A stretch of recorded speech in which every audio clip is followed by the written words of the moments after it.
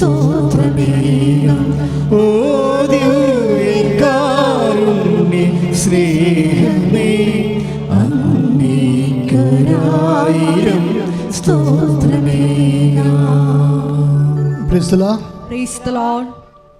പ്രിയമുള്ളവരെ, ആരാധന സമയങ്ങളിലൊക്കെ നിങ്ങൾക്ക് പ്രാർത്ഥിക്കുവാൻ ദൈവം ആകസ്മികമായി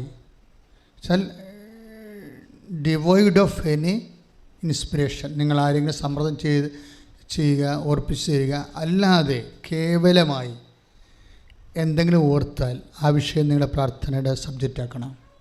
കേവലമായി ആരെങ്കിലും ഓർപ്പിച്ച് തരാതെ ചുമ്മാ ഇങ്ങനെ സ്പോണ്ടേനിയസ് ആയിട്ട് ഇങ്ങനെ ചില കാര്യങ്ങളെക്കുറിച്ച് ഓർക്കും. നിങ്ങളുടെ ജീവിതവുമായി ബന്ധപ്പെട്ടതായിരിക്കാം. അപ്പോഴും നിങ്ങളത്, അതിനർത്ഥം ദൈവം ആ മേഖലയിൽ അടയാളം കാണിക്കാൻ പോകുന്നുവെന്നതിൻ്റെ അർത്ഥം. അപ്പോൾ നിങ്ങളത് ശ്രദ്ധിക്കണം. കർത്താവേ, ആ മേഖല ഞാൻ പൂർണ്ണമായി അങ്ങേക്ക് സമർപ്പിക്കുന്നു. ചില വ്യക്തികളാകാം, രോഗമാകാം, സംഭവമാകാം. ചിലപ്പോഴും നിങ്ങൾ ഇത്രയും നാൾ ഓടുന്നതിൻ്റെ നിങ്ങൾ ഉപേക്ഷിച്ച് പോയ ഒരു ഫയലാകാം. നിങ്ങൾ കുറേ നാൾ അതിൻ്റെ മേൽ വർക്ക് ചെയ്തു അവസാനം ഇട്ട് കളഞ്ഞു. എപ്പോഴും സംഭവിക്കുന്നൊരു വിഷയം, ദൈവം ഒന്നും ഇട്ട് കളയത്തില്ല. നിങ്ങൾക്ക് ദോഷം ചെയ്യുന്നത് മാത്രമേ അത് ഫീഡായി പോകത്തുള്ളൂ. ബാക്കി എല്ലാം തിരിച്ചു വരും.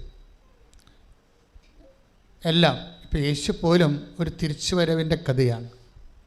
ജെസ്സയുടെ ഒരു സ്റ്റെമ്മാണ്, ഗോത്രത്തിൽ നിന്നാണ്, എല്ലാവരും ഉപേക്ഷിച്ച് കളഞ്ഞൊരു ഗോത്രത്തിൽ നിന്ന്, ഒരു സ്റ്റെമ്മിൽ നിന്നാണ് ദൈവം തൻ്റെ അഭിഷിക്തനെ അയച്ചിരിക്കുന്നത്.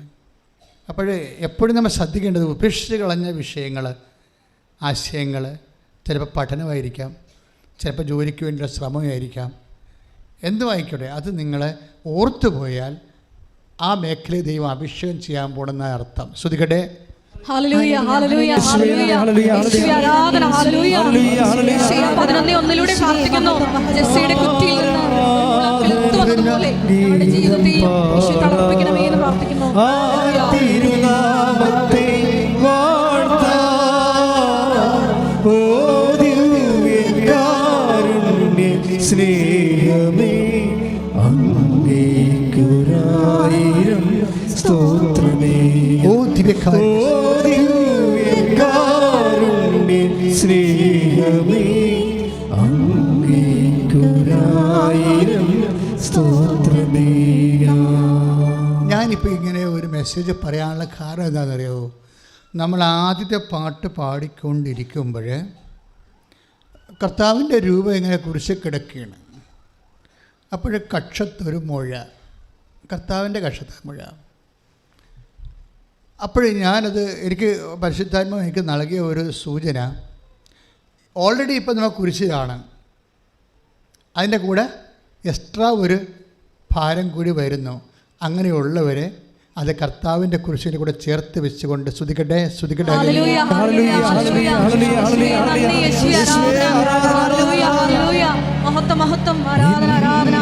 ജീവിതത്തിൻ്റെ സൗഭാഗ്യമേ, സായുജ്യമേ, ഒരു നാളിലും പിരിയാത്ത സ്നേഹമേ, ഓ ദിവ്യകാരുണ്യമേ. പരിശുദ്ധ പരമ ദിവ്യകാരുണ്യത്തെ എന്നേരവും ആരാധനയും സ്തുതിയും പുകഴ്ചയും ഉണ്ടായിരിക്കട്ടെ. അപ്പം നിങ്ങൾ എന്നോട് ചോദിക്കും, അച്ഛാ ഇത് കുരുമക്കുരു ആയിപ്പോയല്ല എന്ന് പറയും. That's okay. ഓൾറെഡി നിങ്ങൾക്കൊരു പ്രശ്നങ്ങളുണ്ട്. അതിനിടയ്ക്കൊരു അഡീഷനായിട്ട് പ്രശ്നം വരുന്നത്, ആ കൈ, കർത്താവിൻ്റെ കൈ കുരിശിങ്ങനെ തറച്ചു വെച്ചിരിക്കുകയല്ലേ, അതിനിടയ്ക്കാണ് മുഴുവൻ. പക്ഷെ ഓർക്കുക, അപ്പോൾ ഈശോ തന്ന നോട്ട് എന്താണ്? ഇപ്പം നിങ്ങളുടെ സങ്കടം ഇപ്പം ഡബിൾ ചെയ്തിരിക്കണം വിചാരിച്ചോ. അപ്പോഴെന്ത് ചെയ്യാണ് നിങ്ങളെ? അത് കർത്താവിൻ്റെ കുരിശിൻ്റെ കൂടെ ചേർത്ത് വെക്കാൻ. അതിൻ്റെ അർത്ഥം എന്താണ്? യേശു ക്രിസ്തുവിനോടുകൂടെ സഹിക്കുന്നവർ, പറഞ്ഞ് ടേക്ക് ദ വേർഡ്, പറഞ്ഞ് യേശു ക്രിസ്തുവിനോടുകൂടെ സഹിക്കുന്നവരെ യേശു ക്രിസ്തുവിനോടുകൂടെ നേടും. യേശു ക്രിസ്തുവിനോടുകൂടെ സഹിക്കുന്നവരെ യേശു ക്രിസ്തുവിനോടുകൂടെ നേടും. സഹനമല്ല പ്രശ്നം. എന്താണ് മെസ്സേജിൻ്റെ അർത്ഥം? എന്താണ്? ക്രിസ്തുവിൻ്റെ കൂടെ ആക്കാൻ പറഞ്ഞിരിക്കുന്നത്. നിൻ്റെ സഹനം നീ പലപ്പോഴും ബന്ധുക്കൾ, സ്വന്തപ്പെട്ടവർ, സഹോദരങ്ങൾ, ഡോക്ടർമാരിങ്ങനെ ഓരോരുത്തരുടെ കൂടെ ആക്കുമല്ല. പക്ഷേ എന്നിട്ട് നീ എസ്റ്റാർട്ട് ചെയ്തിട്ട് അതിപ്പോൾ നിൻ്റെ ഒരു വിഷമം ഡബിൾ ചെയ്തിട്ടുണ്ട്, രോഗമുണ്ട്, ഇപ്പം കടുവമായെന്ന് വിചാരിച്ചോ, ഡബിൾ ചെയ്ത് അത് നീ ക്രിസ്തുവിൻ്റെ കൂടെ വെക്കുക. ആരാധനയുടെ ഇതിപ്പോൾ എന്തെങ്കിലും ചിന്തിച്ച് പറയണതാണോ? ഞാൻ അമ്മ പ്രത്യക്ഷപ്പെട്ട സ്ഥലത്ത് നിൽക്കുക, യേശുവിൻ്റെ ജീവിക്കുന്ന സാന്നിധ്യത്തിന് നടുക്ക് നിൽക്കുക. ഇവിടെ ഈശോ നമ്മളോട് സംസാരിക്കുക. കൃപാസനത്തിൻ്റെ സുവിശേഷത്തെ ലക്ഷ്യം തന്നെ എന്താണ്? ഞാൻ അവിടെ വെച്ച് എൻ്റെ ജനങ്ങളോട് സംസാരിക്കുമെന്നാണ്. നമ്മൾ പുറപ്പാട് 25 ഒക്കെ വായിക്കുമ്പോൾ എന്താ പറയുക? കൃപാസനം രൂപപ്പെടുത്താൻ വേണ്ടി മോസസിനോട് പറയുമ്പോഴേ എന്താ പറയുന്നത്? ഞാൻ അവിടെ വെച്ച് ജനങ്ങളോട് സംസാരിക്കുമെന്നാണ്. അതുകൊണ്ട് തന്നെ അൾത്താറയിലെ ആരാധന സമയത്ത് പറയുന്ന കാര്യങ്ങളെല്ലാം ദൈവം നിൻ്റെ ജീവിതത്തിൽ നിറവേറ്റാൻ പോകുന്ന കാര്യങ്ങളാണ്. അപ്പം അതുകൊണ്ട് തന്നെ ഇപ്പോൾ എന്താണ് നിൻ്റെ ഒരു സിറ്റുവേഷനെങ്കിലും ഡോണ്ട് മൈൻഡ്, നീ അത് പറയണം. ഒരു കൈ ഉയർത്തി പറയുക, കർത്താവേ എൻ്റെ വ്യത്യസ്തങ്ങളായ ക്ലേശഭാരങ്ങളെ വിശ്വാസത്തോടെ ഞാൻ അങ്ങയുടെ കുരിശിന്റെ കൂടെ ചേർത്തുകൊണ്ട് നിന്റെ പീഡാനുഭവത്തെ ഏറ്റുപറഞ്ഞുകൊണ്ട് നിന്റെ ഉയർപ്പിലെ ഞങ്ങൾ വിശ്വസിക്കുന്നു. നിന്റെ പീഡാനുഭവത്തെ ഞങ്ങളുടെ പീഡാനുഭവത്തോട് ആശ്രയിച്ച് അനുസ്മരിച്ചുകൊണ്ട് നിന്റെ ഉയർപ്പില് ഞങ്ങളുടെ ഉയർത്തെഴുന്നേൽപ്പ് പ്രത്യാശിച്ചുകൊണ്ട് വിശ്വസിച്ചേറ്റു പറയുന്നു. ശ്രദ്ധിക്കട്ടെ,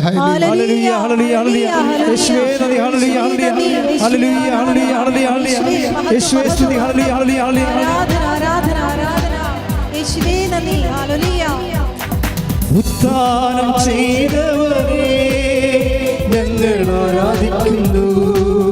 ഒരുമിച്ച് മരണത്തെ ജയിച്ചവരെ ഞങ്ങൾ ആരാധിക്കുന്നു. ഉത്ഥാനം ചെയ്തവരെ ഞങ്ങൾ ആരാധിക്കുന്നു. മരണത്തെ ജയിച്ചവരെ ഞങ്ങൾ ആരാധിക്കുന്നു. പരമദിവ്യകാരുണ്യത്തിന് എന്നേരവും ആരാധനയും സ്തുതിയും പുകഴ്ചയും ഉണ്ടായിരിക്കട്ടെ. ഈ വിശ്വാസത്തിൻ്റെ ആക്ടിവേഷനും എപ്പോഴും സംഭവിക്കുന്നത് യേശുവിൻ്റെ പീഡാനുഭവങ്ങളെ പ്രഖ്യാപിക്കുകയും അതേസമയം തന്നെ നമ്മുടെ പീഡാനുഭവങ്ങളിലെ യേശുവിൻ്റെ പീഡാനുഭവങ്ങളോട് ചേർത്തുകൊണ്ട് ഐക്യദാർഢ്യം പ്രഖ്യാപിക്കണം. ഒരു ചെറിയ പനിയായാലും ശരി, ഒരു വൈറൽ ഫീവറായാലും ശരി, അത് ആ പീഡാനുഭവത്തെ ഏറ്റെടുത്തിട്ട് കർത്താവ് നിൻ്റെ ശരീരവേദനയോട്, നീ എൻ്റെ രക്ഷയ്ക്ക് വേണ്ടി അനുഭവിച്ച ശാരീരിക വേദനയോട് ഒന്ന് പ്രാർത്ഥിച്ചേ.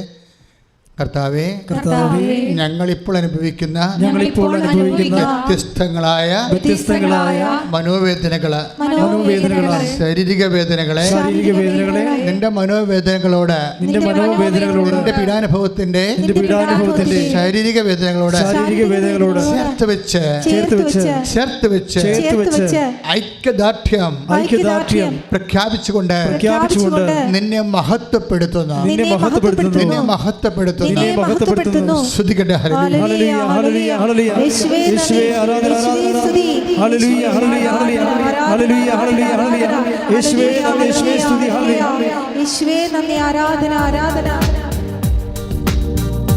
ക്രൂശിൽ കണ്ടു ഞാൻ നിന്റെ സ്നേഹത്തെ, ആഴമാർന്ന നിന്റെ മഹാത്യാഗത്തെ. ക്രൂശിൽ കണ്ടു ഞാൻ സ്നേഹത്തെ,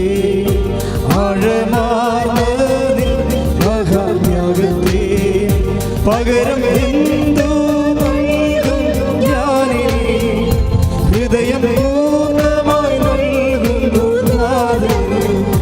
പകരം എന്തു നൽകും ഞാനിനി, ഹൃദയം പൂർണ്ണമായി നൽകുന്നു നാഥന്. ക്രൂശിൽ കണ്ടു ഞാൻ സ്നേഹത്തെ,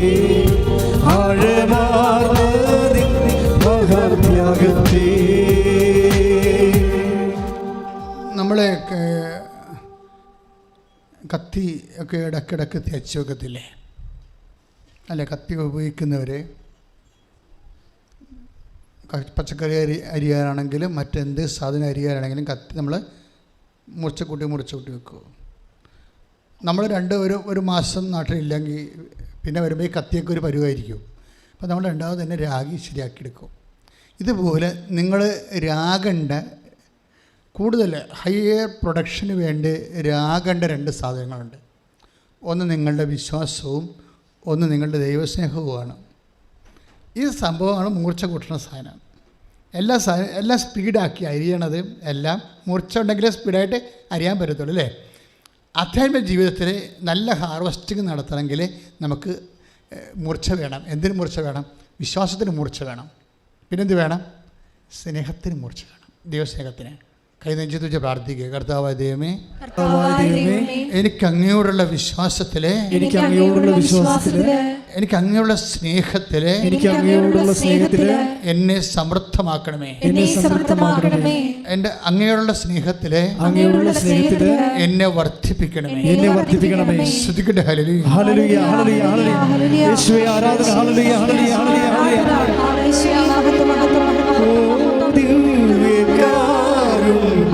സ്നേഹമേ അങ്ങേക്കൊരായിരം സ്തോത്രമേകം. ഓ ദിവ്യകാരുണ്യ സ്നേഹമേ അങ്ങേക്കൊരായിരം സ്തോത്രമേകം. ശരീരത്തിലെ ആണിപ്പോലെ ഇങ്ങനെ വന്ന് പിന്നെ അതൊരു ശരീരത്തിൻ്റെ ആ ഭാഗം കല്ലായിട്ടിരിക്കുകയാണ്. കല്ല് പോലെ ഭയങ്കര ഹാർഡാണ്. അത് നമുക്ക് എടുക്കാനും പറ്റണില്ല, അത് പൊറുക്കണമില്ല, പഴുക്കണമില്ല. ഒരു ഡെഡ് ബോഡി കല്ല് വെച്ച് വെച്ചിരിക്കുന്നത് നമ്മുടെ ശരീരത്തിൻ്റെ ഉള്ളിൽ അല്ലെങ്കിൽ പുറമേ ആയാലും അങ്ങനെ ഭാഗം കാണുന്നുണ്ട്. കർത്താവ് ആ വ്യക്തിയെ സുഖപ്പെടുത്തിക്കൊണ്ടിരിക്കുന്നു. ശ്രുതികട്ടെ.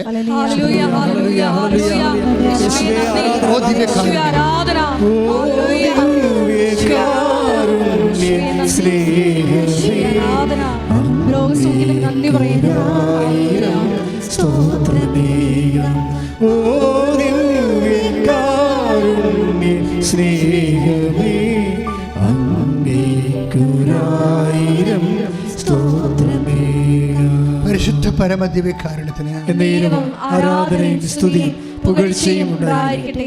കർത്താവ് ലൈനിലുള്ളത് കൊണ്ടാണ് ഇതുപോലെ ചെറിയ ചെറിയ നിർദ്ദേശങ്ങളൊക്കെ തരണത്. ഞാനൊന്നും കൃതിച്ച് കണ്ടുപിടിച്ച് പറയണതല്ല. എൻ്റെ മനസ്സിൽ പരിശുദ്ധാത്മാവ് പറയുന്ന അനുസരിച്ചാണ് നിങ്ങളോട് ഇപ്പോൾ പറഞ്ഞത്.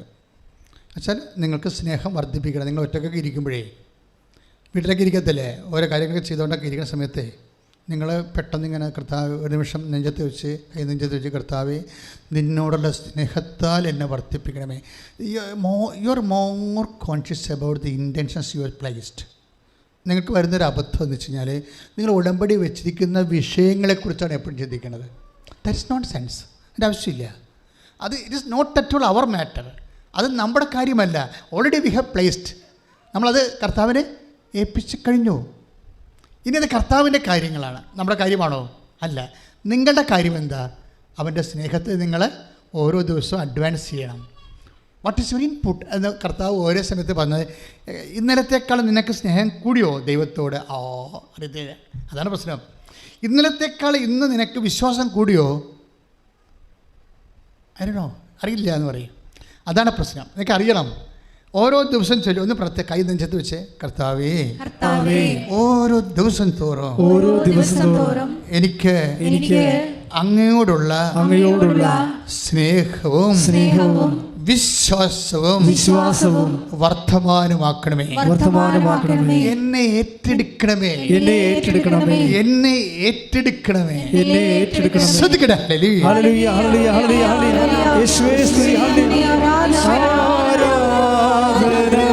ഗീതം തിരുനാമത്തെ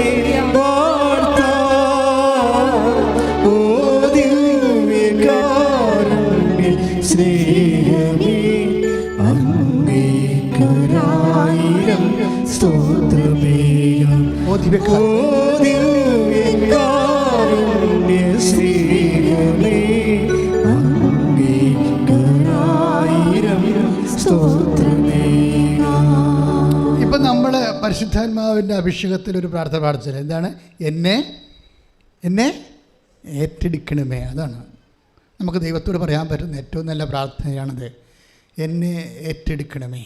എന്താണ് ഈ ധ്യാനത്തെ പരിശുദ്ധാത്മാവ് ഈ ലെവലിലോട്ട് ഇങ്ങനെ തള്ളി കൊണ്ടുപോകണമെന്ന് ചോദിച്ചു കഴിഞ്ഞാൽ നമുക്ക് ഇറ്റ് ഈസ് വെരി ക്ലിയർ. എന്താ കാര്യം?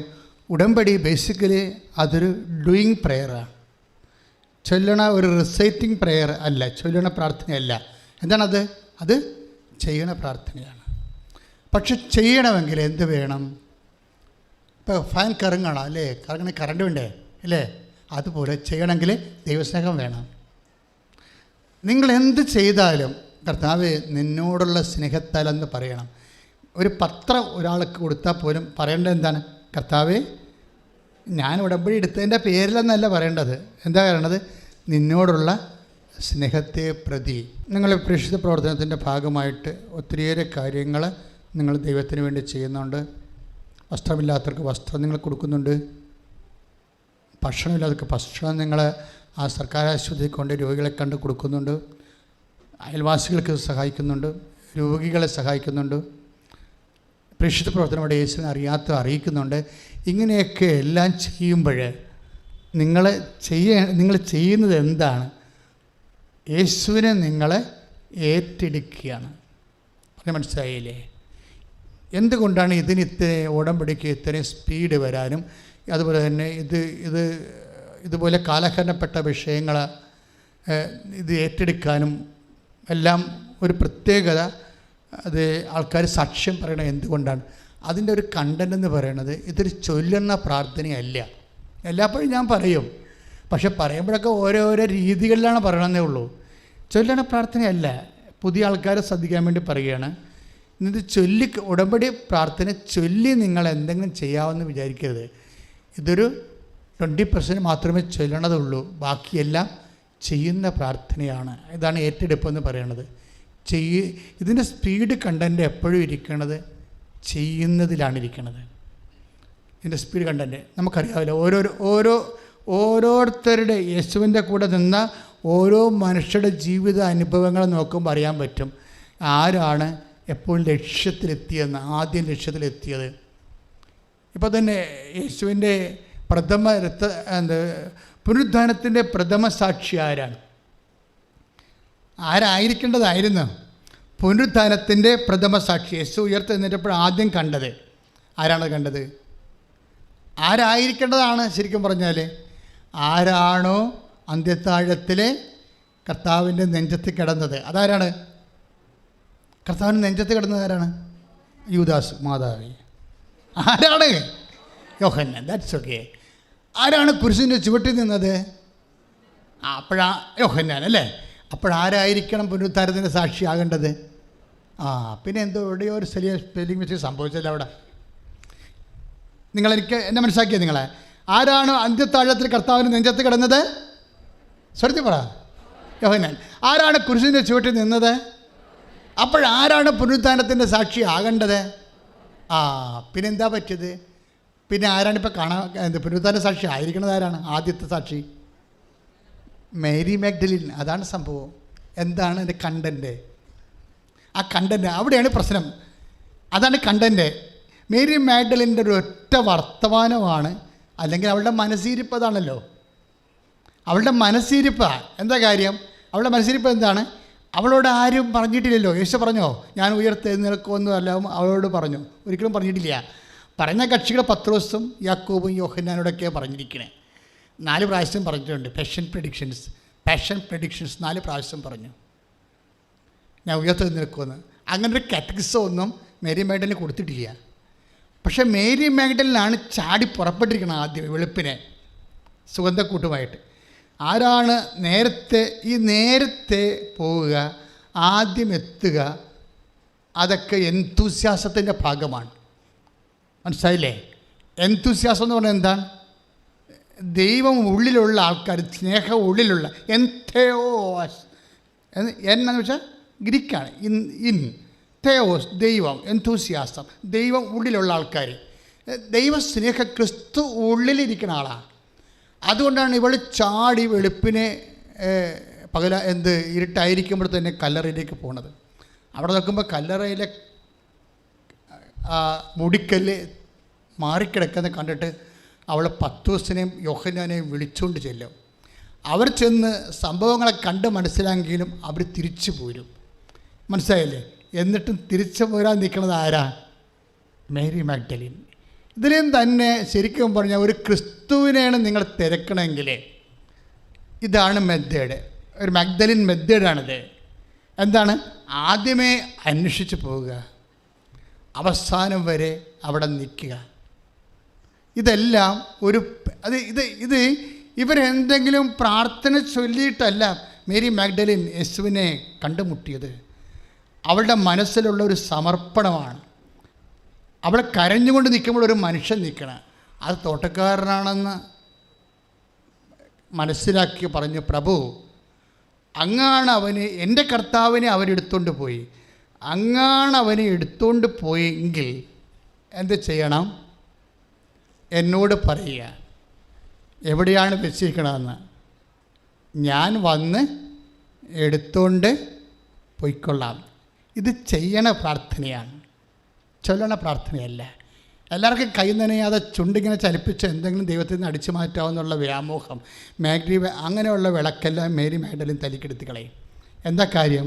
അവൾ പറയുന്ന വാക്കെന്താണ്? ഞാൻ ക്രിസ്തുവിനെ ഏറ്റെടുക്കാം. ഇത് പറയാൻ ചങ്കൂറ്റത്തോടെ ആര് പറഞ്ഞാലും അപ്പോൾ കർത്താവ് വിളിക്കുന്നതിൻ്റെ പേര് മറിയാം. അതെന്താണ് നിൻ്റെ പേരെങ്കിൽ അത് ദൈവം വിളിച്ചിരിക്കും. കൈയിടിച്ച് കർത്താവിനെ സുധരലിയ.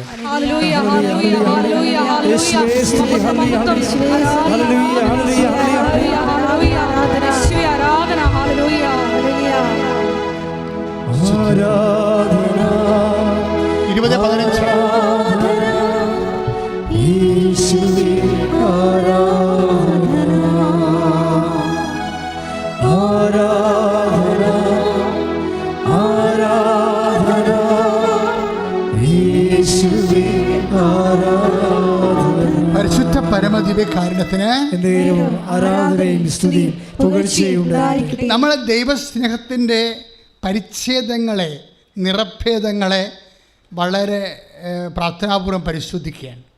ഇത് നിങ്ങൾക്ക് ഗുണം ചെയ്യും. യേശുവിനെ അറിയാൻ, യേശുവിനെ അനുഭവിക്കാൻ ഇത് നിങ്ങൾക്ക് ഗുണം ചെയ്യും. എന്താ പ്രശ്നം? ഇപ്പം 20:15 ആ വചനം ഉള്ളത്. വായിച്ചോളൂ. യോഹന്നാന്റെ സുവിശേഷം. യേശു അവളോട് ചോദിച്ചു. പറഞ്ഞ യേശു അവളോട് ചോദിച്ചു. യേശു അവളോട് ചോദിച്ചു, സ്ത്രീയെ എന്തിനാണ് നീ കരയുന്നത്? സ്ത്രീയെ എന്തിനാണ് നീ കരയുന്നത്? നീ ആരെയാണ് അന്വേഷിക്കുന്നത്? അത് തോട്ടക്കാരനാണെന്ന് വിചാരിച്ച് അവൾ പറഞ്ഞു, പ്രഭോ അങ്ങ് അവനെ എടുത്തുകൊണ്ട് പോയെങ്കിൽ, എവിടെ വെച്ചു എന്ന് എന്നോട് പറയുക. ഞാൻ അവനെ എടുത്തുകൊണ്ട് പോയിക്കൊള്ളാം. എന്തെടുത്തുകൊണ്ട് പോകാനായി പറയണേ? ഡെഡ് ബോഡിയാ. അവളെ സംബന്ധിച്ചിടത്തോളം അവൾക്കറിയത്തില്ല ഈശോ ഉയർത്തെഴുന്നേറ്റത്. അവൾക്ക് ആകപ്പാടെ അറിയാവുന്നത് 3 ദിവസം മരിച്ചിട്ടുള്ളവരിക്കും ഡെഡ് ബോഡി ആണെന്നറിയാം. ഈ ഡെഡ് ബോഡി ഏറ്റെടുത്തോളം എന്നാണ് ഈ പറയണത്. യേശുവിന് വേണ്ടി ഒരു നാണക്കേടോ ഒരു ഭാരമോ ഒന്ന് ചിന്തിച്ച് നോക്കി. ഈ ചേച്ചിയാണ് നേരത്തെ ചോദിച്ചത്, കല്ല് മൂടി വെച്ചിരിക്കുമല്ലോ അവിടെ, ആരാണ് ഈ കല്ലെടുത്ത് മാറ്റാൻ നമ്മളെ സഹായിക്കണത്? അല്ലേ? മർക്കോസിൻ്റെ 16:3 വായിച്ചേ. അവർ തമ്മിൽ പറഞ്ഞു, ആരാണ് നമുക്ക് വേണ്ടി ശവകുടീരത്തിൻ്റെ വാതിക്കൽ നിന്ന് കല്ല് ഉരുട്ടി മാറ്റുക? ഈ വചനങ്ങളുടെ ഒരു പോക്ക് കണ്ടില്ലേ? മർക്കോസ് 16:3 ഏറ്റു പറഞ്ഞേ. ആരാണ് നമുക്ക് വേണ്ടി ശവകുടീരത്തിൽ നിന്ന് കല്ല് എടുത്തു മാറ്റി സഹായിക്കുന്നത്. ശവകുടീരത്തിൻ്റെ കല്ല് എടുത്തു മാറ്റാൻ സഹായം ചോദിച്ച മേരി മാഗ്ഡലിൻ ക്രിസ്തുവിൻ്റെ അവസ്ഥകളെ ഏറ്റെടുക്കുന്നതിന് ആരുടെയും സഹായം വേണ്ട. ക്രിസ്തുവിനെ ഏറ്റെടുക്കാൻ വരുന്നവർക്കുണ്ടാകുന്ന ബേസിക് നിലപാട്, അടിസ്ഥാന നിലപാട് എന്താണ്? ആരും സഹായിച്ചില്ലെങ്കിലും ഞാൻ കർത്താവിന് വേണ്ടി ജീവിക്കും. ഒന്ന് പറഞ്ഞേ. ആരും സഹായിച്ചില്ലെങ്കിലും ഞാൻ കർത്താവിന് വേണ്ടി ജീവിക്കും. ഒന്നുകൂടി പറഞ്ഞേ. ആരും സഹായിച്ചില്ലെങ്കിലും ഞാൻ കർത്താവിന് വേണ്ടി ജീവിക്കും. അപ്പം ചില ആൾക്കാർക്ക് പള്ളിയിൽ പോകാൻ വേണ്ടി പോലും സഹായം വേണം കൂട്ടുകാരുടെ, അല്ലേ? ചില ആൾക്കാർക്ക് എന്നോട് ചോദിക്കും, അച്ഛാ എന്ത് അമ്മയും മകളും കൂടി വരും ഇവിടെ, കൗൺസിലിങ്ങിന് വേണ്ടി വരും. അപ്പോൾ അമ്മ പറയും, അച്ഛൻ ഞങ്ങളുടെ നാട്ടിൽ കോളേജുണ്ട്, കോളേജിൽ ഇവൾക്ക് അഡ്മിഷൻ കിട്ടും. ഇവൾക്കത് വേണ്ട എന്ന് പറഞ്ഞിട്ട് ഇവൾ പറഞ്ഞ് ബാംഗ്ലൂർ അഡ്മിഷൻ മതിയെന്നാണ് പറയണത്. അപ്പോൾ അതെന്താ വെച്ചാൽ അല്ലെങ്കിൽ എന്നെ എനിക്ക് പഠിക്കേണ്ട എന്നൊക്കെ ഇവൾ പറയണത്. ഷാട്ടിവാണ്. എന്താ കാര്യം? ബാംഗ്ലൂരാണ്, കൂട്ടുകാരെല്ലാം അങ്ങോട്ടാണ് പോയിരിക്കുന്നത്. അതാണ് സംഭവം. അപ്പം നിൻ്റെ ജീവിതം ആരെയൊക്കെ അടിസ്ഥാനപ്പെടുത്തിക്കൊണ്ടാണ് നീ കണക്ക് കൂട്ടിയിരിക്കുന്നത്? നിൻ്റെ ജീവിതം ആരെയൊക്കെ അടിസ്ഥാനപ്പെടുത്തിക്കൊണ്ടാണ് നീ കണക്ക് കൂട്ടിയിരിക്കുന്നത്? അതായത് നീ ഇങ്ങനെ അവലംബിക്കുന്ന വ്യക്തികളെ ഓർക്കുക, ഇടയ്ക്ക് വെച്ച് നിന്നെ കൈവഴിയും. By no means. നിൻ്റെ ജീവിതകാലം മുഴുവൻ നീ പോണോടത്തെല്ലാം വരാൻ അവർക്ക് പറ്റുമോ? പക്ഷേ നീ പോണോടത്തെല്ലാം നിൻ്റെ കൂടെ വരാമെന്ന് ഒരാളെ പറഞ്ഞിട്ടുണ്ട്. I will be with you unto the last. വചനത്തിൻ്റെ ഫ്ലോ ക്യാച്ച് ചെയ്യാത്ത ഒത്തിരി പേരുണ്ട്. നിങ്ങളിത് ക്യാച്ച് ചെയ്യണമെങ്കിൽ ജീവിതകാലം മുഴുവൻ നിങ്ങൾ വേറൊരു ഡിഫറെൻ്റ് ആളായിരിക്കും. ജോഷുവ 1:9 ശക്തനും ധീരനുമായിരിക്കണമെന്നും ഭയപ്പെടുകയോ പരിഭ്രമിക്കുകയോ ചെയ്യരുതെന്നും നിന്നോട് ഞാൻ കൽപ്പിച്ചിട്ടില്ലയോ? നിന്റെ ദൈവമായ കർത്താവ് നീ പോകുന്നിടത്തെല്ലാം നിന്നോട് കൂടെ ഉണ്ടായിരിക്കും. ഇതൊരു കോൺഷ്യസ് ആണ്, അവയർനെസ്. ഉടമ്പടി നിനക്ക് നൽകുന്നത് ഈ അവയർനെസ് ശക്തിപ്പെടണം. ഒന്ന് കൈ നെഞ്ചത്ത് ചോദിച്ചേ. കർത്താവായ ദൈവമേ, അങ്ങയോട് ഉടമ്പടി ചെയ്തിരിക്കുന്ന എൻ്റെ ജീവിതത്തിലെ അങ്ങയുടെ സാന്നിധ്യം കുറച്ചുകൂടി അതിനെക്കുറിച്ച് ബോധവാന്മാരാകാൻ ബോധവതികളാകാൻ ഞങ്ങളെ അഭിഷേകം ചെയ്യണം. ദൈവം പ്രവർത്തിക്കുന്ന രീതികളെക്കുറിച്ചാണ് നമ്മളെപ്പോഴും കേട്ടുകൊണ്ടിരിക്കുന്നത്. എങ്ങനെയാണ് മേരി മാഗ്ഡലിൻ ഫസ്റ്റ് വിറ്റ്നസ്സിയായി മാറിയത്? അത് നിലപാടാണ് അവളുടെ. അതായത് അവളുടെ മനസ്സിലുള്ളത് ഒരു ഡെഡ് ബോഡിയാണ്. ഒരു പക്ഷേ 70 കിലോ ഉള്ള ഒരു ഡെഡ് ബോഡി. ടൂറിലെ വിശുദ്ധ കച്ചൊക്കെ പരിശോധിക്കുമ്പോൾ ശാസ്ത്രജ്ഞന്മാർ പറഞ്ഞത് കർത്താവിൻ്റെ ബോഡിക്ക് 70 കിലോ ഉണ്ടെന്നാണ്. അപ്പോൾ 70 കിലോ ഉള്ളൊരു ഡെഡ് ബോഡി, 3 ദിവസത്തെ പഴക്കമുള്ള ഡെഡ് ബോഡി. ഇത് യേശു ഈ അവസ്ഥയിലാണെങ്കിലും ഏറ്റെടുക്കാൻ വേണ്ടിയാണ് അവൾ തീരുമാനിക്കുന്നത്. ഇപ്പം യേശുവിനെ ഏറ്റെടുക്കുക എന്ന് വെച്ച് കഴിഞ്ഞാൽ നമ്മളെങ്ങോട്ടാണ് പോണത്? ചൊല്ലണ പ്രാർത്ഥനയിലേക്കല്ല പോണത്. പിന്നെന്താണ്? ചെയ്യുന്ന പ്രാർത്ഥനയിലേക്കാണ് പോകുന്നത്.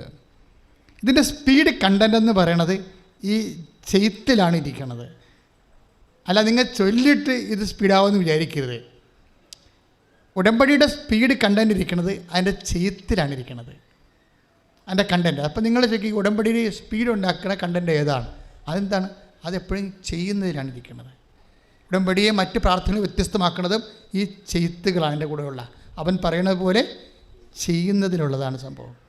ഇത് ഏത് സിറ്റുവേഷനിലും ആരുടെ സഹായമില്ലാതെയും, ഇപ്പോൾ നിങ്ങൾ ചിലപ്പോഴും പറയുവേ, ഓ അമ്മായിപ്പൻ്റെ ഓഹരി മേടിക്കാൻ വന്നപ്പോൾ എല്ലാവർക്കും ഇടിയായിരുന്നു, ഭയങ്കര ഇടി വെച്ചും കേസും പറഞ്ഞ് മേടിച്ച്.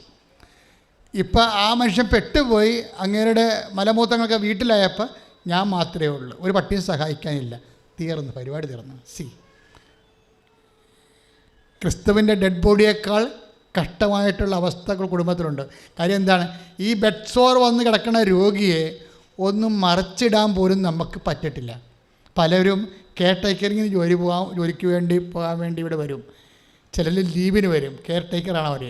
ഇംഗ്ലണ്ടിലും അതുപോലെ തന്നെ ഇറ്റലിയിലുമൊക്കെ. അപ്പോൾ അവർ വന്ന് എന്നോട് പറയും, ഒന്ന് പ്രാർത്ഥിച്ചാൽ എനിക്ക് ഞാൻ നോക്കുന്ന പേഷ്യൻ്റ് 80 വയസ്സുണ്ട്, ഭയങ്കര തടിയനാണ്. അപ്പോൾ എനിക്ക് സങ്കടം വരും. എന്താ കാര്യം? എൻ്റെ മുമ്പിൽ നിൽക്കുന്ന ആളാണ് അവളെ പോയി നോക്കേണ്ടത്. എങ്ങനെ ഈ ചേട്ടനെ പിടിച്ചൊന്ന് തള്ളിയാൽ അവിടെ കൈ ഒടിഞ്ഞു പോകും. അപ്പോൾ എന്നോട് പറയും, എനിക്ക് ഒന്ന് ശക്തിക്ക് വേണ്ടി പ്രാർത്ഥിക്കുക, വേറെ മാർഗ്ഗമില്ലല്ലോ എന്ന് പറയും. പക്ഷേ പ്രാർത്ഥിച്ചു, ഈശോയുടെ ഒരു രീതി നമ്മൾ ഞെട്ടിപ്പോകും. അവളവിടെ ചെന്ന് 3 മാസമായപ്പോൾ 3 ആഴ്ചക്കുള്ള ആ ചേട്ടൻ മരിച്ചു. അതല്ല പ്രശ്നം. അവൾക്ക് അതിനേക്കാൾ ആ സാക്ഷ്യം യൂട്യൂബിൽ കിടക്കുന്നുണ്ട്. 3 മാസത്തിൽ ഗവൺമെൻറ് ജോലി വാങ്ങിക്കുകയാണ് ആ രാജ്യത്ത്. അതായത് ദൈവം നിൻ്റെ കണ്ണുനീര് കാണും, നിൻ്റെ അവസ്ഥകൾ. അവൾ പറഞ്ഞത് ശരിയല്ലേ എന്നോട്? എന്താ കാര്യം? എൻ്റെ പേഷ്യൻറ്റിന് 80 കിലോ ഉണ്ട്, തളർന്ന് കിടക്കുകയാണ്. അങ്ങേരുടെ ബെഡ്സോർ കൊണ്ട് അങ്ങേരെ ഒന്ന് തള്ളി മാറ്റാൻ പോലും എനിക്ക് കഴിവ്, എൻ്റെ കൈ ഒടിഞ്ഞു പോകും തള്ളിയേ. ഞാൻ എങ്ങനെ ഇത് നോക്കും? അത്രയും അപ്പോൾ അവർ ആ പേഷ്യൻറ്റുമായിട്ട് എന്തുമാത്രം വിഷമിക്കുന്നുണ്ട്. ഇതല്ല അച്ഛന് പറയാനുള്ളത്. അങ്ങനെ ഒരു സിറ്റുവേഷനിലാണോ നിന്നെ സഹായിക്കാൻ ആരുമില്ല എന്ന് വിചാരിച്ചോ, നീ ഒറ്റക്കായിപ്പോയി. ആനുകൂല്യം മേടിക്കാനുള്ള ഒത്തിരി പേരുണ്ടാവും, ബാധ്യത ഏറ്റെടുക്കാൻ ആരും ഉണ്ടാകത്തില്ല. കടങ്ങളായാലും അങ്ങനെയാണ്, ആനുകൂല്യത്തിന് എല്ലാവരും ചാടി വീഴും, പക്ഷേ ഒരു ബാധ്യത ഏറ്റെടുക്കാൻ ആരും ഉണ്ടാകത്തില്ല. അപ്പം നിങ്ങൾ ആദ്യം കണ്ട ദർശനം ഇപ്പം കറക്റ്റായി വന്ന കണ്ട കുരിശ കിടക്കുകയാണ്, അതിൻ്റെ കൂടെ കക്ഷത്തൊരു മൊഴി, അത് എക്സ്ട്രാ വന്നതാണ്. അപ്പം ഇങ്ങനൊരു സിറ്റുവേഷൻ നിനക്ക് വന്നാൽ നിൻ്റെ ഭാരത്തെ നീ മുട്ടുക നിന്നുകൊണ്ട് കർത്താവിനോട് പറഞ്ഞു, കർത്താവേ, ആനുകൂല്യം മേടിക്കാൻ ഒത്തിരി പേരുണ്ട്, പക്ഷെ ഞാൻ അവരാരെയും കുറ്റപ്പെടുത്തുന്നില്ല. ഞാനിത് മേരി മാഡലിനെ പോലെ ഞാൻ ഏറ്റെടുത്തോളാമെന്ന് പറഞ്ഞില്ലേ. പുനരുത്ഥാനത്തിൻ്റെ പ്രഥമ സാക്ഷിയായത് എങ്ങനെയാണ്? ആ ഒരൊറ്റ കളിയിലാണ് ആയത്. ഈ നെഞ്ചത്ത് കിടന്ന യോഹന്നാനും കുരിശിൻ്റെ ചുവട്ടുന്ന യോഹന്നാനും ഒന്നും ഇവിടെ ഇല്ല. പുനരുത്ഥാനത്തിൻ്റെ പ്രഥമ സാക്ഷിയായിരിക്കുന്നത് ആരാണ്? മേരി മാഡലിൻ്റെ ഒറ്റ വാക്കിലാണ്. എന്താണ്? ഏത് ഡെഡ് ബോഡിയാണ് കർത്താവ് ഞാൻ ഏറ്റെടുത്തോളാവുന്ന കൈ ഇടിച്ച് കർത്താവിനെ സ്വലല്ലിയ.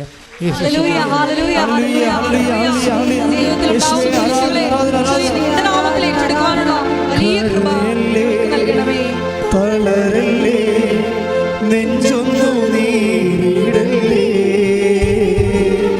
നിന്നെ കാണാൻ നിന്നെ കേൾക്കാൻ നാഥനുണ്ടിവിടെ. ആരാധിച്ചിടാം, കരയല്ലേ തളരല്ലേ, നെഞ്ചൊന്നു നീടല്ലേ, നിന്നെ കാണാൻ നിന്നെ കേൾക്കാൻ നാഥനുണ്ടിവിടെ. ആരാധിച്ചിടാം. പരിശുദ്ധ പരമദിവ്യകാരുണ്യത്തിന് നിന്റെ പ്രേക്ഷിത പ്രവർത്തനങ്ങളെ നീ ഇന്ന് അനുഭവിച്ചുകൊണ്ടിരിക്കുന്ന അന്യായമായ sufferings and unjust aggressiveness of others, മറ്റുള്ള വ്യക്തികളിൽ നിന്ന് നീ അനുഭവിക്കുന്ന അന്യായമായിട്ടുള്ള എല്ലാവിധ ഞെരുക്കങ്ങളും, നീ ഒരു നിമിഷം നിൻ്റെ വീട്ടിൽ എവിടെയാണ് നീ മുട്ട നിന്നിട്ട് പറയണം, കർത്താവ്, ഇത് മേരി മാഡലിനെ പോലെ ഞാൻ നിന്നെ ഏറ്റെടുക്കുന്നതിന് പകരം നിൻ്റെ നാമത്തിൽ ഏറ്റെടുക്കുകയാണ്. That is mission. അപ്പോൾ ക്രിസ്തു ആരാണെന്ന് നീ അറിയും. അപ്പോൾ ക്രിസ്തു നിൻ്റെ പേര് വിളിക്കും, കർത്താവ് നിന്നെ സ്വന്തമാക്കും. കൈയടിച്ച് കർത്താവ്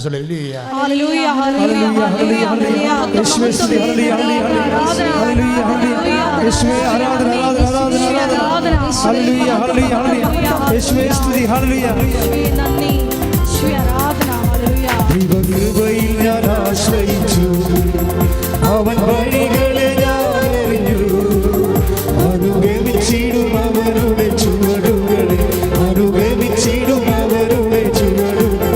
ദൈവകൃപയിൽ ഞാൻ ആശ്രയിച്ചു, അവൻ വഴികളെ ഞാൻ അറിഞ്ഞു, അനുഗമിച്ചിടും അവരുടെ ചുവടുകളെ, അനുഗമിച്ചിടും അവരുടെ ചുവടുകളെ. എത്ര നല്ലവൻ മതിയായവൻ, എന്നെ കരുതുന്ന കർത്താവൻ. എത്ര നല്ലവൻ മതിയായവൻ, എന്നെ കരുതുന്ന കർത്താവൻ. നിന്റെ ആവശ്യങ്ങൾ എല്ലാം അറിഞ്ഞിടുന്ന ഏറ്റവും അടുത്ത സഹായകനാ. എന്റെ ആവശ്യങ്ങൾ എല്ലാം അറിഞ്ഞിടുന്ന ഏറ്റവും അടുത്ത സഹായകനാ. ദൈവകൃപയിൽ ഞാൻ ആശ്രയിച്ചു, അവൻ വഴികളെ ഞാൻ അറിഞ്ഞു, അനുഗമിച്ചിടും അവരുടെ ചുവടുകളെ, അനുഗമിച്ചിടും അവരുടെ ചുവടുകളെ. പരിശുദ്ധ പരമദിവ്യകാരുണ്യത്തിന് ആരാധനയും സ്തുതിയും പുകഴ്ചയും ഉണ്ടായിരിക്കട്ടെ. മക്കൾ, ഈ ശക്തി എന്നും പറഞ്ഞ് ഇപ്പം ക്രിസ്തുവിൻ്റെ കൈമാറ്റം, വിനിമയം, ക്രിസ്തു വിനിമയം ചെയ്യപ്പെടുന്നത്, കമ്മ്യൂണിക്കേറ്റ് ചെയ്യുന്നത് ക്രിസ്തു രണ്ട് ഫോംസിലാണ്. ഒന്ന് വ്യക്തിയായിട്ടും ഒന്ന് ശക്തിയായിട്ടും. ക്രിസ്തു കമ്മ്യൂണിക്കേറ്റ് ചെയ്യപ്പെടുന്നത്, ക്രിസ്തു എന്ന് പറയുന്ന തൃത്വത്തിൻ്റെ രണ്ടാം ആളായ പുത്രൻ തമ്പുരാൻ ഒരേ സമയം തന്നെ വ്യക്തിയുമാണ്, അതേസമയം തന്നെ ശക്തിയുമാണ്. ഈ ക്രിസ്തുവിൻ്റെ കൈമാറ്റം നടക്കുന്നത് 2 ഫോംസിലാണ്. ഇപ്പം ഞാൻ മുമ്പ് പറഞ്ഞില്ലേ, നിങ്ങൾക്ക് ഇത് ഏറ്റെടുക്കാൻ പറ്റണില്ല കർത്താവ് എന്ന് പറഞ്ഞാൽ അപ്പോൾ നിങ്ങളുടെ ശക്തി പോയെന്നല്ല എൻ്റെ അർത്ഥം.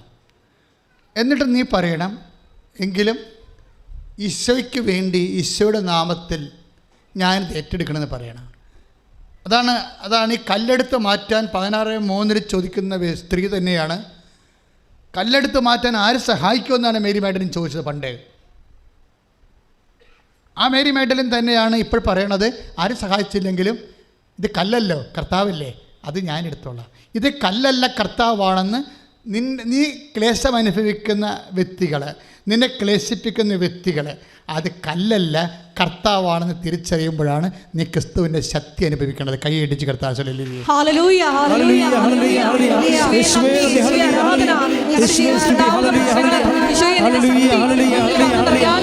വലിയ മാധ്യമങ്ങളാണെന്ന് തിരിച്ചറിയാനുള്ള വേഗം ഞങ്ങൾക്ക് നെഞ്ചൊന്നു നീരിടലേ, നിന്നെ കാണാൻ നിന്നെ കേൾക്കാൻ നാഥനുണ്ടിവിടെ, ആരാധിച്ചിടാം. കരയല്ലേ തളരല്ലേ, നെഞ്ചൊന്നു നീരിടലേ, നിന്നെ കാണാൻ നിന്നെ കേൾക്കാൻ നാഥനുണ്ടിവിടെ,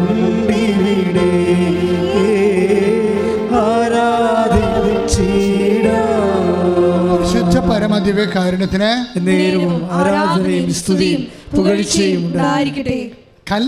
കല്ല് എടുത്തു മാറ്റാനാണ് സഹായം ചോദിച്ചത്. പക്ഷെ കർത്താവിനെ എടുത്തു മാറ്റാൻ ആരുടെയും സഹായം, എടുത്തുകൊണ്ട് പോകാൻ ഏറ്റെടുക്കാൻ ആരുടെയും സഹായം ചോദിക്കണില്ല. ഈ ഒരു ഡിഫറൻസ് നമ്മുടെ ജീവിതത്തിൽ തിരിച്ചറിയണം. ഒരു വിഷയത്തെ ഞാൻ ക്രിസ്തുവായിട്ട് ആരെയും നിങ്ങൾക്ക് കൺവേർട്ട് ചെയ്യാൻ പറ്റും. ആരെയും നിങ്ങൾക്ക് കാര്യം ഈശോ പറഞ്ഞിട്ട്, എൻ്റെ നാമത്തിൽ ഈ എളിയവരിൽ ഒരുവനെ എൻ്റെ നാമത്തിൽ സ്വീകരിക്കുന്നവൻ എന്നെ സ്വീകരിക്കുന്നു. 9:37 മർക്കോസ്. ഇതുപോലുള്ള ഒരു ശിശുവിനെ എൻ്റെ നാമത്തിൽ സ്വീകരിക്കുന്നവൻ എന്നെ സ്വീകരിക്കുന്നു. Praise the Lord. ഇതൊരു ഫോർമുലയാണ്, കൺവേർഷൻ ഫോർമുലയാണ്. ഏതെങ്കിലും ഒരു സംഭവത്തെ നിങ്ങൾ യേശുവിൻ്റെ നാമത്തിൽ സ്വീകരിച്ചാൽ ആ വിഷയം ക്രിസ്തുവായിട്ട് കൺവേർട്ട് ചെയ്യപ്പെടും. അടുത്ത പോയിന്റ്, ഏതെങ്കിലും ഒരു ക്ലേശത്തെ, മർക്കോസ് 9:37, ഏതെങ്കിലും ഒരു ക്ലേശത്തെ ദൈവസ്നേഹത്താൽ പ്രേരിതനായി നിങ്ങൾ ക്രിസ്തുവിൻ്റെ നാമത്തിൽ സ്വീകരിച്ചാൽ അത് നിങ്ങൾക്ക് ക്രിസ്തുവായി കൺവേർട്ടപ്പെടുക, അത് മാറ്റപ്പെടും.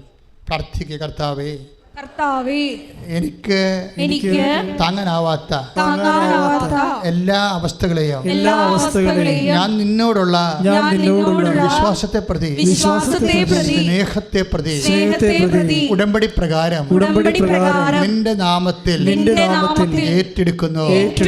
കർത്താവേ, എനിക്ക് ക്രിസ്തുവിനെ കിട്ടുന്നതിന് വേണ്ടിയുള്ള ഈ നടപടിക്രമത്തെ നീ ആശീർവദിക്കണമേ. ഹല്ലേലൂയ ഹല്ലേലൂയ ഹല്ലേലൂയ യേശുവേ സ്തുതി ഹല്ലേലൂയ ഹല്ലേലൂയ ഹല്ലേലൂയ യേശുവേ ഹല്ലേലൂയ നന്ദി യേശുവേ ആരാധന ഹല്ലേലൂയ. തുല്യം ചൊല്ലാൻ ആരുമില്ലേ അങ്ങേപ്പോലെ യേശുവേ, തുല്യം ചൊല്ലാൻ ആരുമില്ലേ അങ്ങേപ്പോലെ യേശുവേ, ജീവനേ സ്വന്തമേ അങ്ങേ ചായുന്നു ഞാൻ. ഒരു മെക്കാനിസമുണ്ട്. അതായത് ഒരു സിറ്റുവേഷൻ, ഒരു വ്യക്തി നിനക്ക് ക്ലേശം തരുന്നത്, അല്ലെങ്കിൽ നിനക്ക് ഭാരം തരുന്നത്, അല്ലെങ്കിൽ നിനക്ക് കൈകാര്യം ചെയ്യാൻ ബുദ്ധിമുട്ടുള്ളത്, ആ വിഷയത്തെ നിനക്ക് ക്രിസ്തുവായി വിഭാവന ചെയ്യുന്നൊരു പ്രശ്നമൊന്നുമില്ല, പക്ഷേ റിട്ടേൺസ് ഒന്നുമില്ല. മനസ്സിലായില്ലേ? ഇതിൻ്റെ അകത്തൊരു കളിയുണ്ട്. അതറിഞ്ഞില്ലെങ്കിൽ നമുക്ക് ഈ കച്ചവടം നഷ്ടമായിരിക്കും. അതായത് ഒരു സിറ്റുവേഷൻ, ഒരു വ്യക്തി, ഒരു രോഗം, ഒരു ക്ലേശം ഉണ്ടാക്കുന്ന വ്യക്തികൾ, ഒരു ഭാരം കുടുംബത്തിലുണ്ടാകുന്ന വ്യക്തികളുണ്ടാക്കുന്ന ഭാരം, അത് യേശുവായി വിഭാവനം ചെയ്യുന്നതിൽ നമുക്ക് മുതൽ മുടക്കൊന്നും ആവശ്യമില്ല. എന്താ, ആർക്ക് വേണമെങ്കിൽ വിഭാവനം ചെയ്യാം. അത് യോഹന്നാൻ അത് കർത്താവാണെന്ന് പറഞ്ഞ പോലെ ഇരിക്കും. പണ്ട് യോഹന്നാൻ പറഞ്ഞില്ലേ, യേശുവിനെ ഒരു ചെറിയ മയക്ക വെളിച്ചത്തിൽ കണ്ടില്ലേ, തിബേരിയസിൻ്റെ തടാകത്തിൻ്റെ തീരത്ത് ഒരു മയക്ക വെളിച്ചമെന്ന് പറയുന്നതാണ്. ഒരു വെളുപ്പാങ്കാലത്ത്, ഈ വെളുപ്പാങ്കാലമൊക്കെ സൂക്ഷിക്കണം.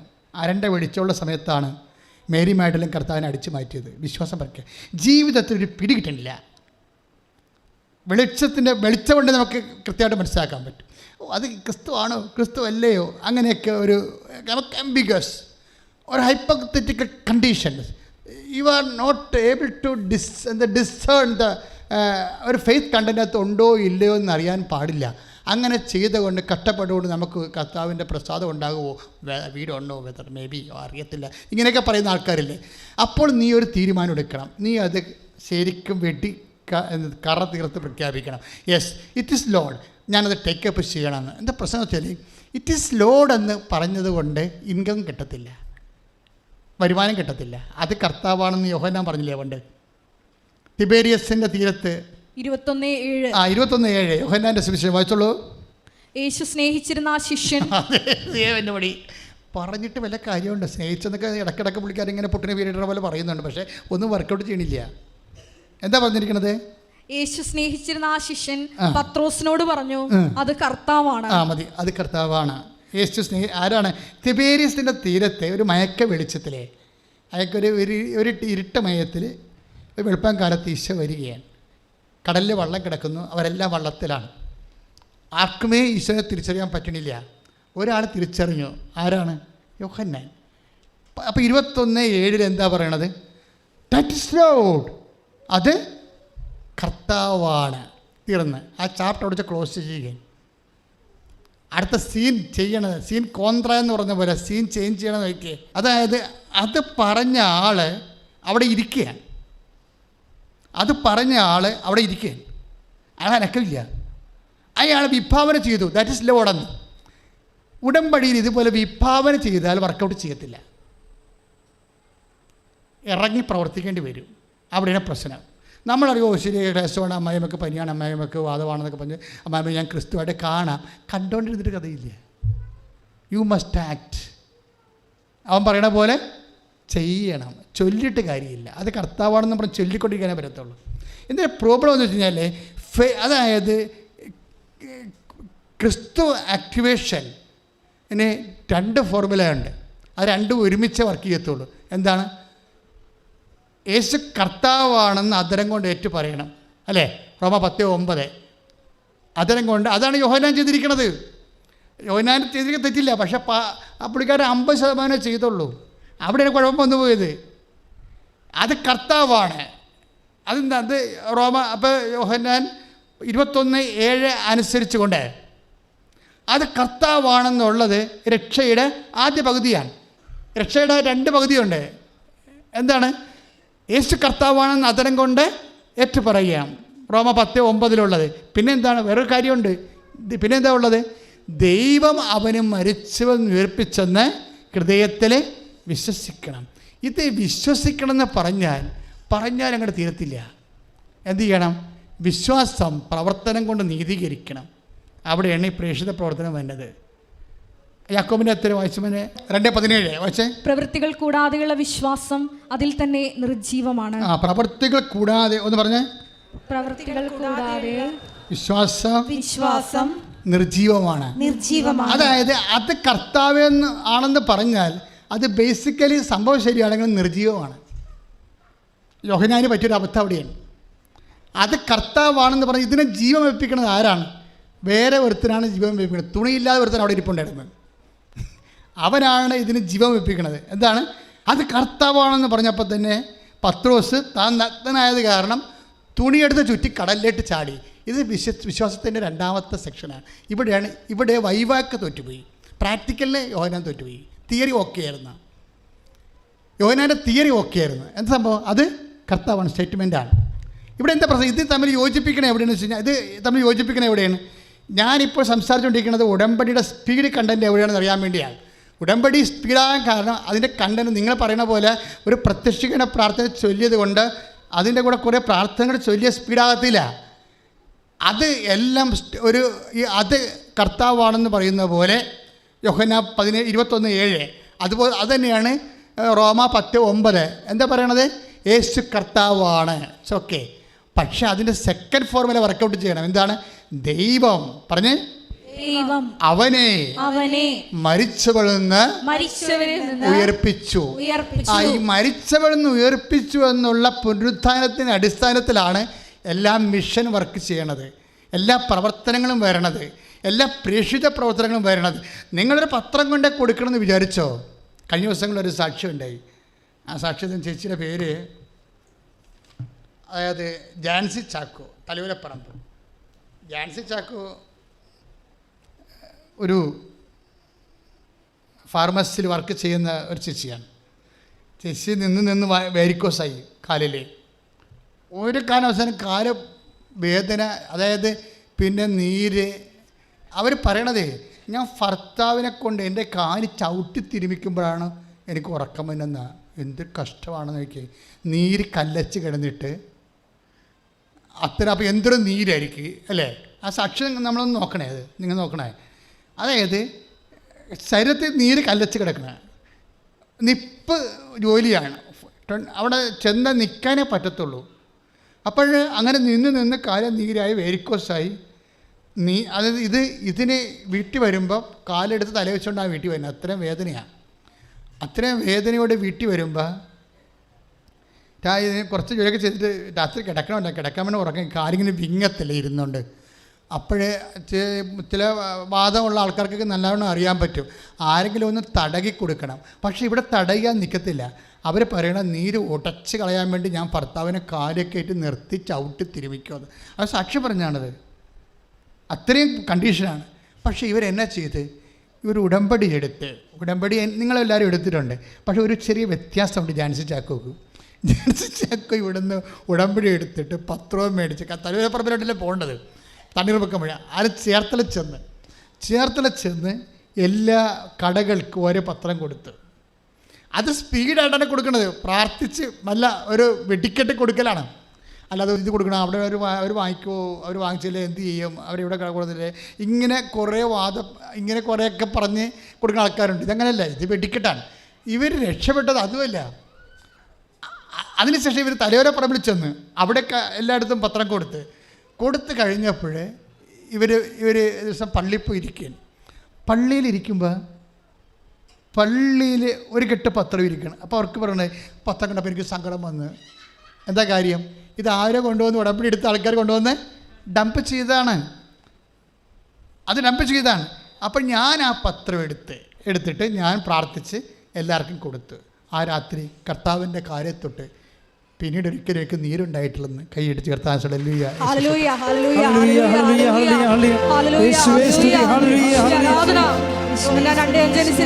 അവൻ പറഞ്ഞ പോലെ ചെയ്തുകൊണ്ട് ഞങ്ങളുടെ ജീവിതത്തെ ക്രമപ്പെടുത്തുവാൻ ഈശോയെ ഞങ്ങളെ അഭിഷേകം ചെയ്യണമേ.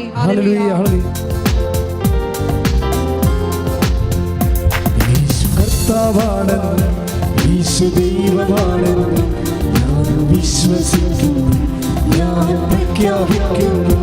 യേശു കർത്താവാണെന്നും യേശു ദൈവമാണെന്നും ഞാൻ വിശ്വസിക്കുന്നു, ഞാൻ പ്രഖ്യാപിക്കുന്നു. യേശുവേ രക്ഷകാ, കർത്താവേ നാഥനേ, യേശുവേ രക്ഷകാ, കർത്താവേ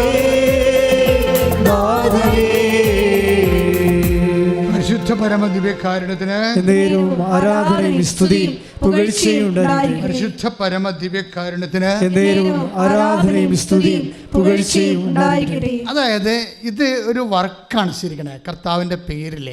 അതിനകത്ത് ഏറ്റവും വലിയ കണ്ടന്റ് എന്ന് മർമ്മം എന്നുള്ളത് പത്രം കിട്ടായിട്ട് പള്ളി ഇരിക്കണ കണ്ടപ്പോൾ എനിക്ക് സങ്കടം വന്നു എന്ന് തോന്നുന്നില്ലേ? അതാണ് അവരുടെ മിഷൻ എന്ന് പറയണത്. ഇത് കർത്താവിനെ പ്രതിയുള്ള സങ്കടമാണത്. ആ സങ്കടം കാരണം അവരെ എടുത്തിട്ട് എനിക്ക് സങ്കടം തന്നെ വന്ന് വീട്ടിൽ പോയില്ല. അവർ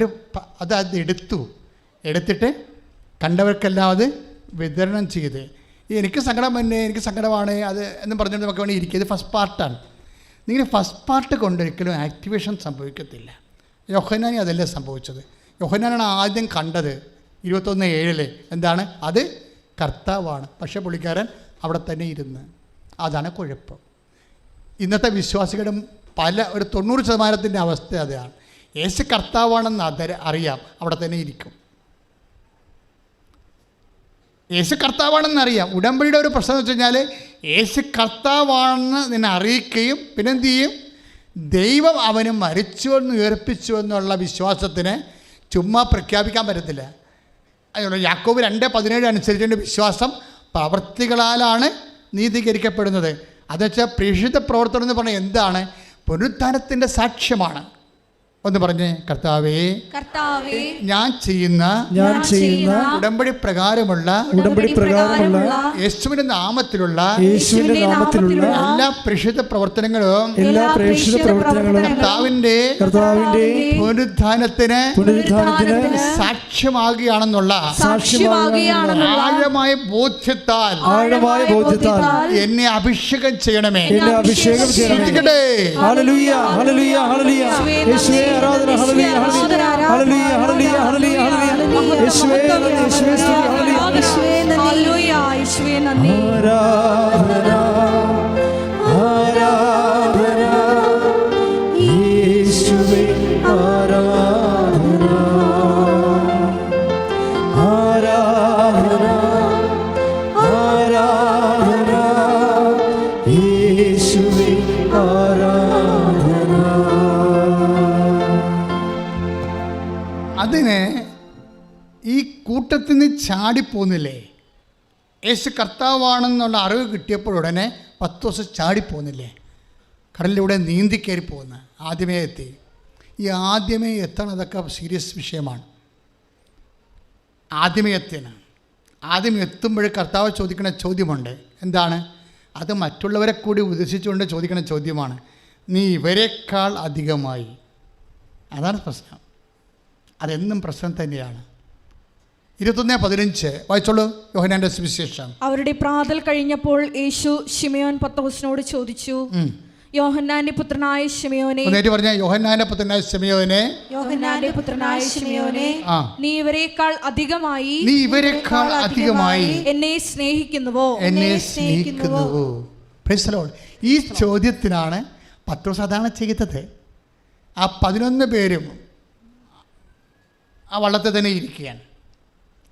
10 പേര് ആ വള്ളത്തിൽ തന്നെ ഇരിക്കുകയാണ്. ആ 10 പേരിലാണ് പത്രോസ് ചാടിപ്പോകുന്നത്. അത് കണ്ടിട്ടാണ് ചോദിക്കുന്നത്, ഇവരെക്കാൾ അധികമായി. ഇപ്പം നിൻ്റെ പ്രേക്ഷിത പ്രവർത്തനങ്ങൾ അന്ത്യം വരെ കാണുന്ന ആളാണ് ദൈവം. അവസാനത്തെ ആദ്യത്തെ ഭാഗമൊക്കെ നല്ലതായിരിക്കാം, അന്ത്യഭാഗമാണ് പ്രശ്നം. മനസ്സിലായില്ലേ?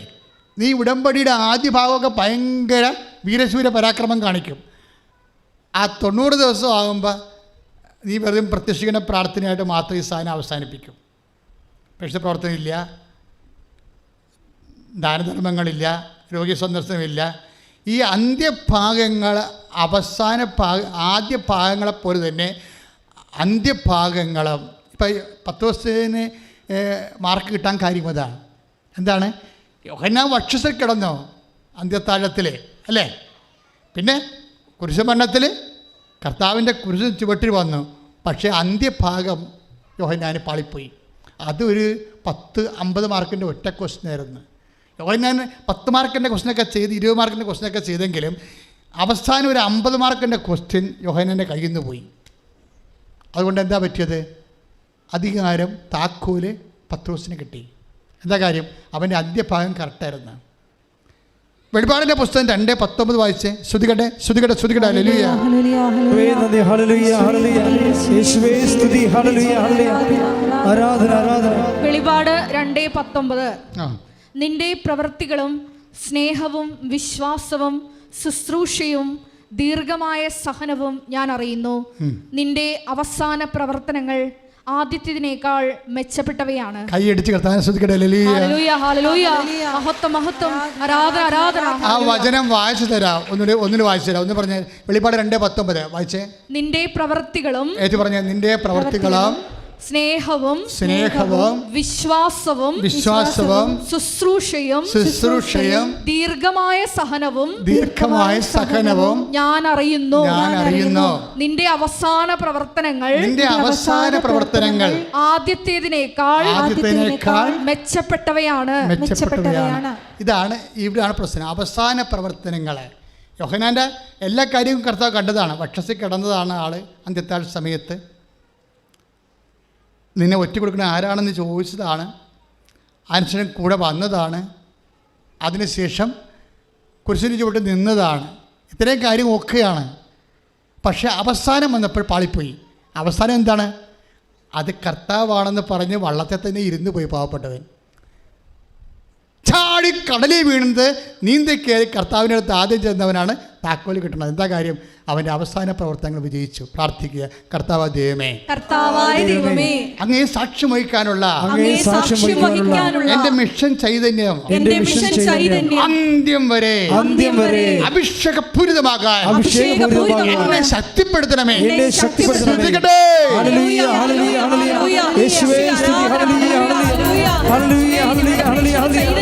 മങ്ങിപ്പോയിട്ടുണ്ടെങ്കിൽ അങ്ങേ ആത്മാവിനാൽ അത് ഊതി കത്തിക്കണമേ എന്ന് പ്രാർത്ഥിക്കുന്നു.